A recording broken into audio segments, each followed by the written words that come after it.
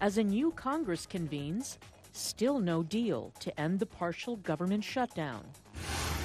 Nigeria targets 26 million people in a yellow fever prevention campaign. And a Burundian entrepreneur tackles malaria with a cosmetics range. Africa 54 starts right now.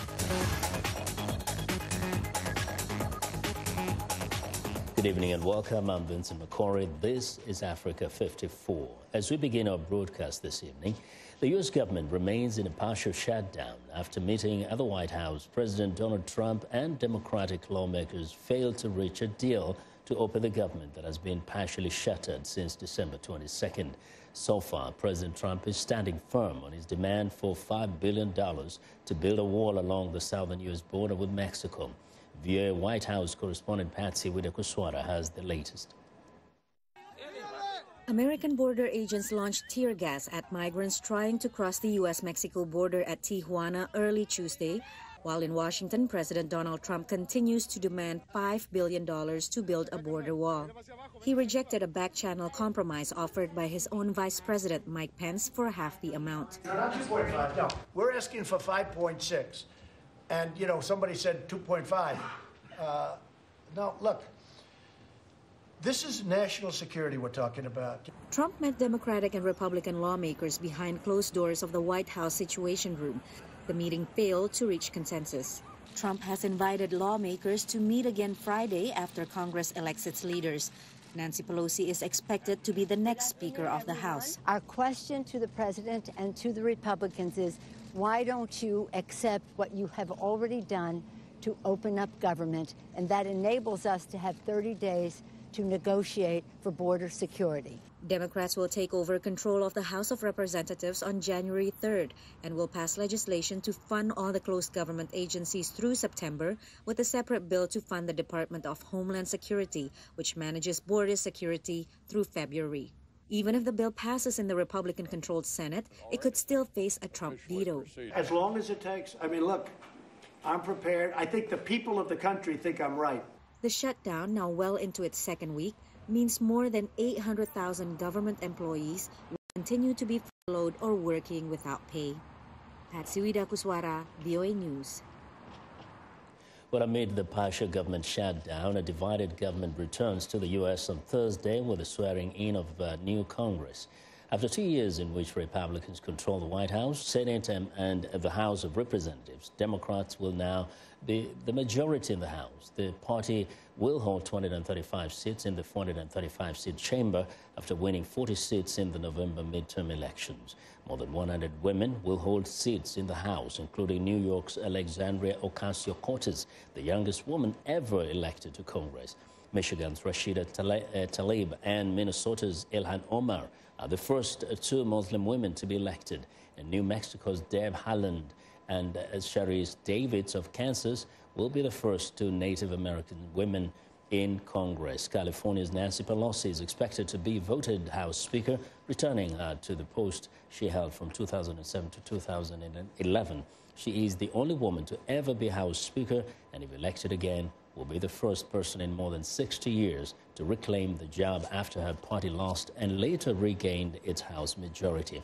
Now, beyond the immediate challenge of dealing with the ongoing partial government shutdown, House Democrats are set to use their new status in control of the chamber's committees to launch a number of investigations into the actions of the Trump administration, including the president's income taxes, his decision to fire Attorney General Jeff Sessions, and new probes into ties between Trump and Russian President Vladimir Putin.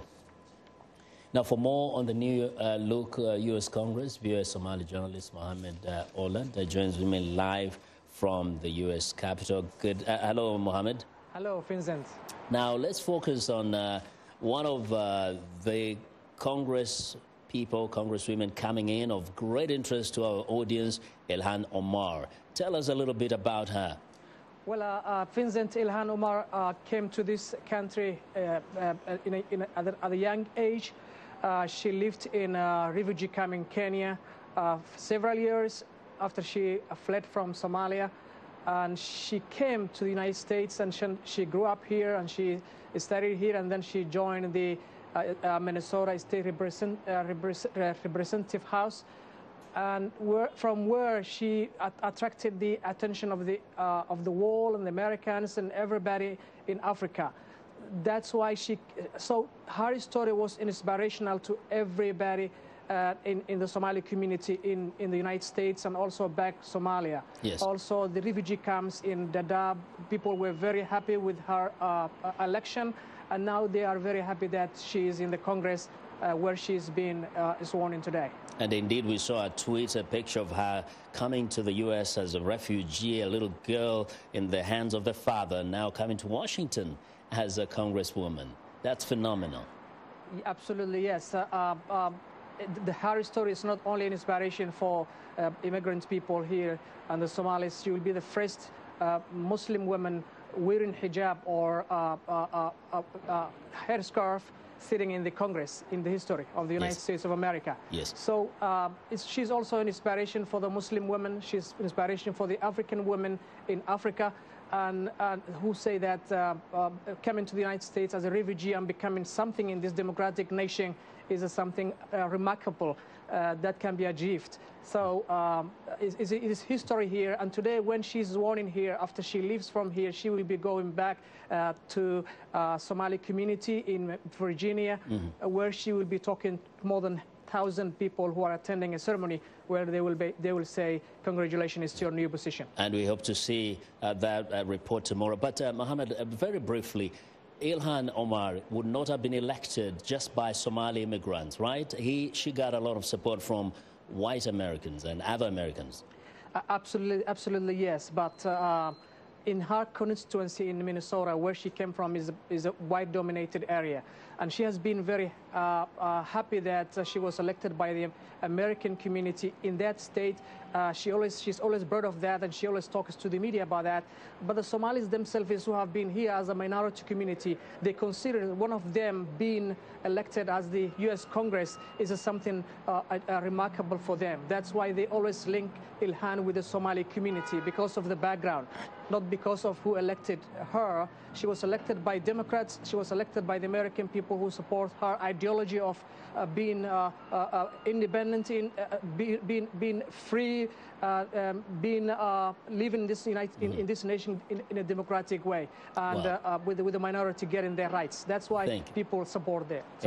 Exactly. Well, so much proud she's done the continent of Africa at large. Thank you very much, Mohammed, for your reporting. Thank you, Vincent. That is VOA Somali journalist Mohammed Onled reporting live from the U.S. Capitol.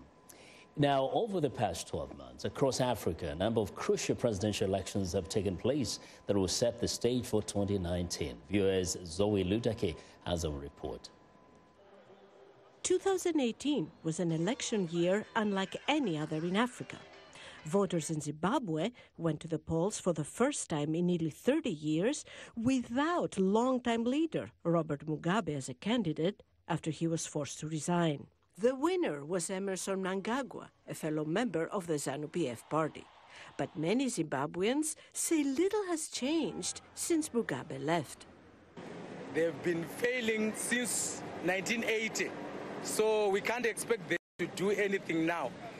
Ethiopians entered a new political era with the nomination of new Prime Minister Abiy Ahmed. Ahmed introduced sweeping reforms, freed political prisoners, pledged to open key sectors of the economy to foreign investment, and ended decades of war and mistrust with its former foe, Eritrea. Ahmed has been hailed around the world and at home for his achievements. Our country is thirsty for a good person and a good leader. Our country is thirsty for someone who can bring unity and stability. The historic reconciliation between Ethiopia and Eritrea led to the reopening of the border for the first time in 20 years.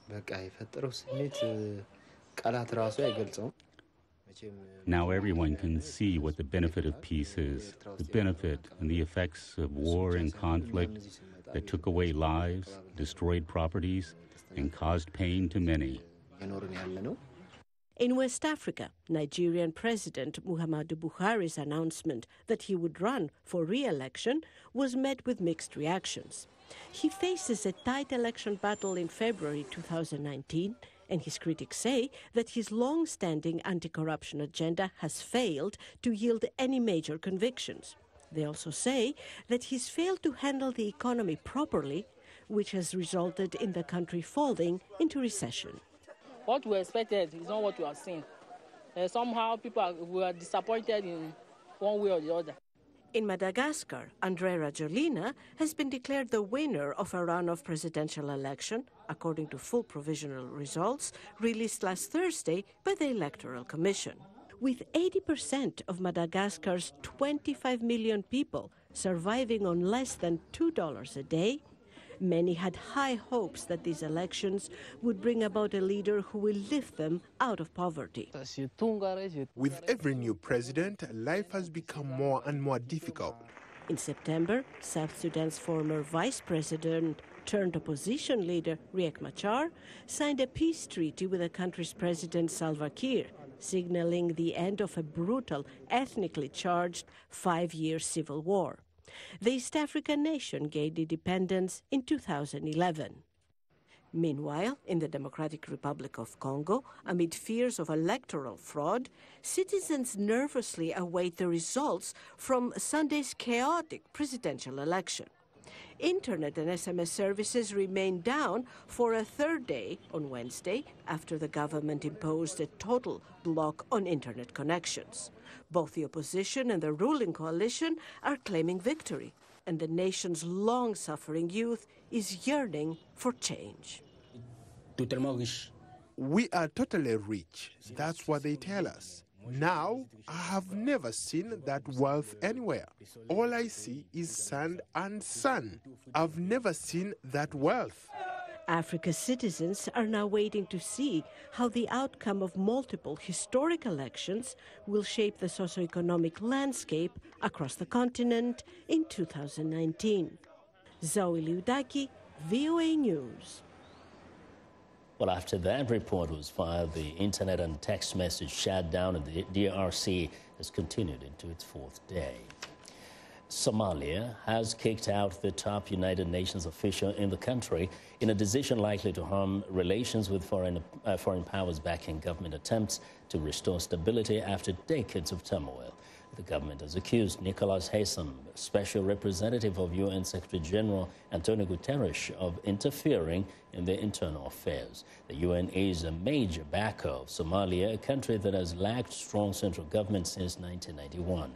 The UN Security Council is currently holding a briefing on the situation in Somalia. For more on the topic, viewers, Margaret Bashir joins me live from the United Nations. Hello, Margaret.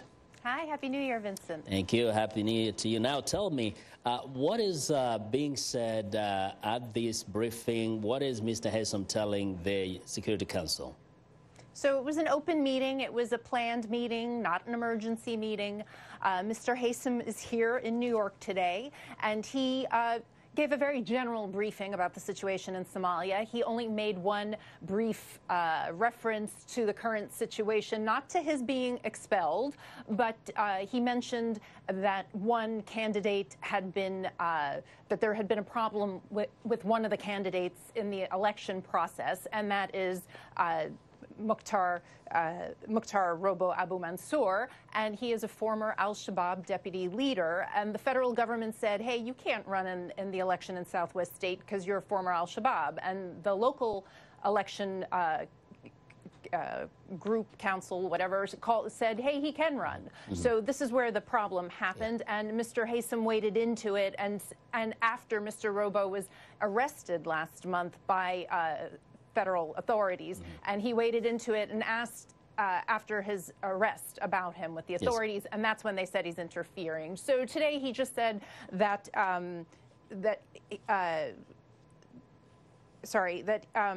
he said politics are complicated in any country, particularly one that is still finding its way. And he noted, without mentioning Mr. Robo's name, that his arrest has marred the process and does not bode well for upcoming electoral processes in Somalia. How will this impact Somalia in terms of the UN involvement there?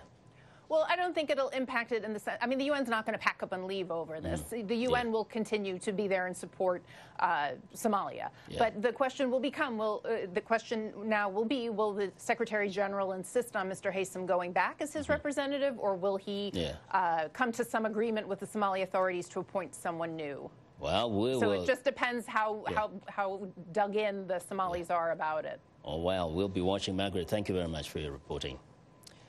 That's Margaret Bashir, VOA's United Nations correspondent. More now on the Congo election. Many Congolese were kept from voting in the December 30th presidential election because polling stations often open late, closed early, and voting machines sometimes did not work. That's according to a group of observers. The report on Thursday by Congo's Simusal, which deployed thousands of staff about one-third of voting centers for last Sunday's poll, is the most comprehensive independent assessment to date of the election. Now, the Electoral Commission has been scheduled to publish provisional results on Sunday, but it said on Thursday that could be delayed because counting centers are still waiting for 80% of local vote tallies. For the latest on the DRC elections, VOA's Anastasia Tudieshe joins me by phone from Kinshasa. Good evening, Anastasia. Good evening, Vincent. So it looks like we want to know who has won the elections on Sunday. What is the reasoning behind this? How is it that 80% of the tallies haven't arrived yet?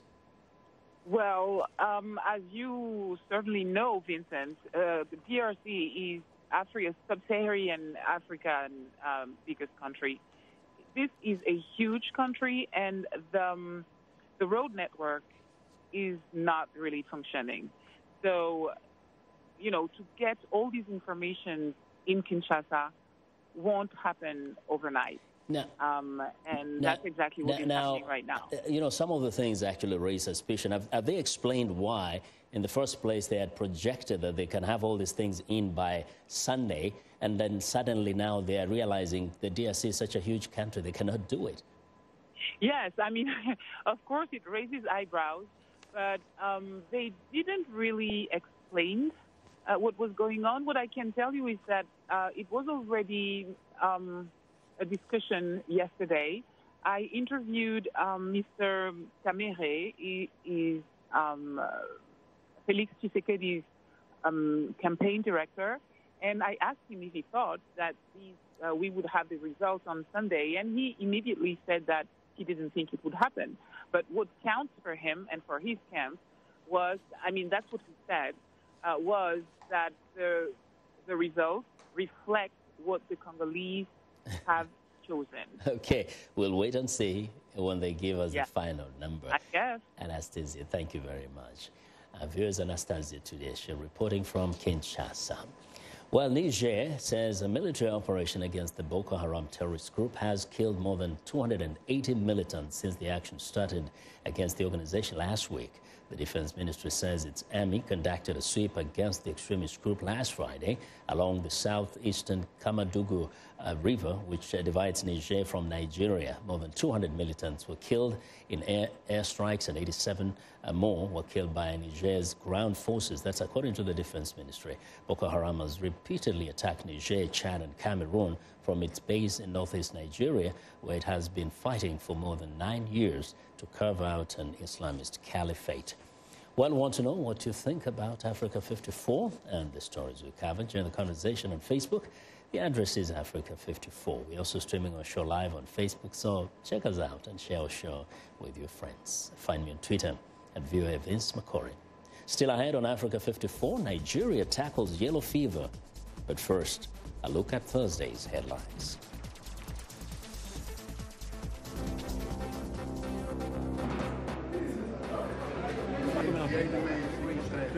Le dialogue était nécessaire entre les différentes parties. Et ce dialogue-là, bien entendu, il est conditionné par un certain nombre de choses.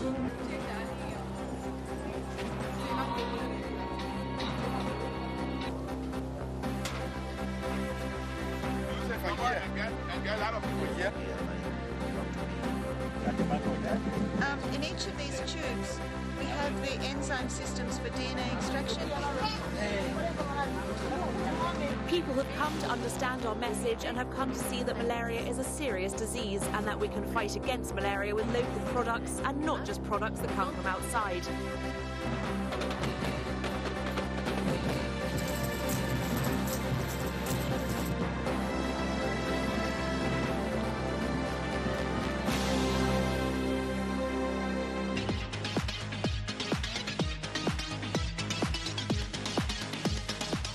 Well, it's time for a health report, and joining us now is Africa 54 health correspondent Lino Mudu with the latest news on yellow fever. Hey, Lino. That's right, Vincent. Nigeria's campaign to vaccinate more people against yellow fever appears to be making headway. The government is partnering with the World Health Organization, Gavi, the Vaccine Alliance, and UNICEF to immunize more than 26 million people. It's the second phase of Nigeria's preventive campaign after a yellow fever outbreak in September 2017. Timothy Obiezu reports from Abuja. A cross-section of Nigerians visit a vaccination center in the capital, Abuja. They are here to get the yellow fever vaccine. Deborah Adichie is with her daughter. Prevalence is killing people, so we don't have to wait for it to happen to us. That is why we came to collect the vaccine, and I brought her to collect the vaccine. This is phase 2 of Nigeria's biggest yellow fever campaign. It covers 6 states, including the Federal Capital Territory. Experts say if a high enough percentage of the population is immunized, the disease won't spread. Nigeria hopes to reach that point in 5 years. About 39 million people between 9 months and 44 years old are expected to be vaccinated by the end of 2018. Program manager for immunization in Abuja, Salome Toh, says the effort is having an impact. They purchased the vaccines, they provided logistics, and there's a national plan to cover this age group across the country. The first quarter of next year, other states are going to also do the campaign. 8.7 million people were vaccinated during an initial campaign in January and February 2018. But Nigeria's routine immunization rates against yellow fever is low. Only 4 in 10 children aged 2 years and up are immunized. Since the September 2017 outbreak, doctors have seen more than 1,600 suspected cases of yellow fever across 14 states. Up to 70 people have died. UNICEF's coordinator for yellow fever in Nigeria, Obiora Ezebilo, says they must focus on high-risk areas first. There's global shortage of yellow fever vaccines, so we can't get like 200 million doses to vaccinate everybody in Nigeria. We have to get it based on global availability. So this year we are lucky to have about 20 million doses. So we just did a risk categorization, selected areas that we feel that are most at risk, and tried to focus on them for the preventive campaign. Yellow fever is caused by a virus spread through the bite of an infected mosquito. As many as 60,000 Africans die annually from the disease. Children are most at risk. Nigeria is on the front line of the global battle to eliminate yellow fever within the next 10 years. Besides improving sanitation and clearing stagnant water where mosquitoes breed, Nigeria needs to immunize about 80% of the at-risk population to prevent further transmission of the disease. Timothy Obiezu for VOA News, Abuja. New research suggests sleep apnea may double the odds for high blood pressure in black adults. Extensive previous research has linked hypertension with sleep apnea. In this study, researchers focus specifically on African Americans, a group that has a statistically higher risk of both conditions in the U.S.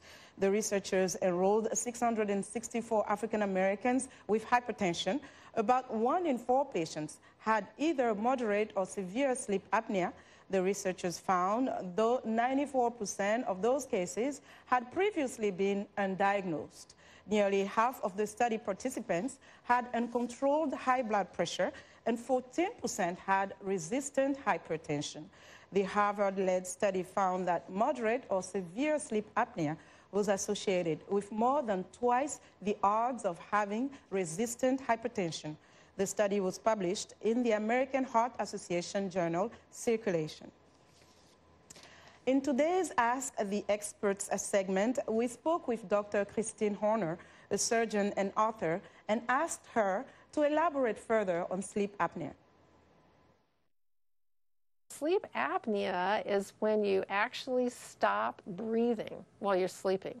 Most people think of it as an overweight, snoring man's disease, and it's true that if you're overweight and you're a man, you have an increased risk of developing it. This is a diet and lifestyle, kind of thing. If you're drinking excessive alcohol in the evening, taking sleeping medication, eating heavy meals too late at night, all these things will increase your risk of sleep apnea. I mean, a lot of times it's just like when you're observing someone who's doing that, it's like they might be snoring and then they just stop and they're not breathing at all. And then they start to breathe again. So there's a few seconds of not breathing. Now, women oftentimes don't snore, and what they'll have is much more subtle symptoms, like in the morning they'll feel maybe daytime sleepiness, mild headaches, that kind of thing. Most people don't know that they have it. If they have a bed partner, that person could say, hey, like when you're during the night, I can hear that you're not breathing for several seconds. So the way that it's diagnosed is you go to a sleep lab, and they have to hook you up to all these, electrical equipment and kind of monitor you and determine if you have it, and if you do, how severe it is.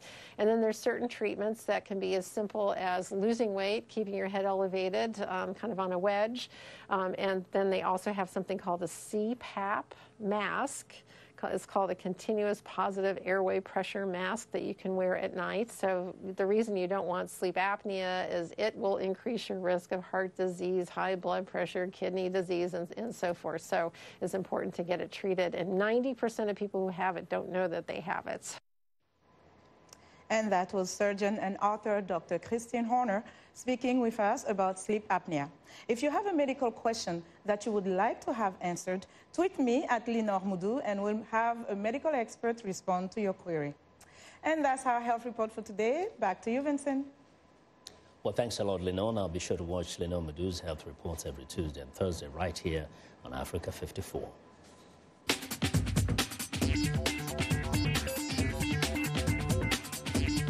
And welcome back to Africa 54. Here's what's trending. Ginette Karikirinyana is looking for plants and herbs to make anti-malaria cosmetic products. The Burundian entrepreneur uses geotropa, citronella, and catnip to produce a range of mosquito-repellent soaps, lotions, and oils. She then sells at her store in the capital, Bujumbura. Karikirinyana spent years researching the environment and medicine in Canada. She returned to Burundi in 2010 and started experimenting with locally grown plants and herbs before founding Karire, a line of anti-malaria products. She's planning to expand to rural areas where many people don't have easy access to healthcare or affordable medication. And that's what's trending today. And well, that's our show for today. Now be sure to watch Africa 54 on our website at viewafrica.com. For more news, tune in to Viewers Evening Radio Show Africa News Tonight at 1800 UTC, and in the mornings today, Break Africa between 0300 and 0600 UTC, Monday through Friday. Thanks for watching. From all of us in Washington, have a good night.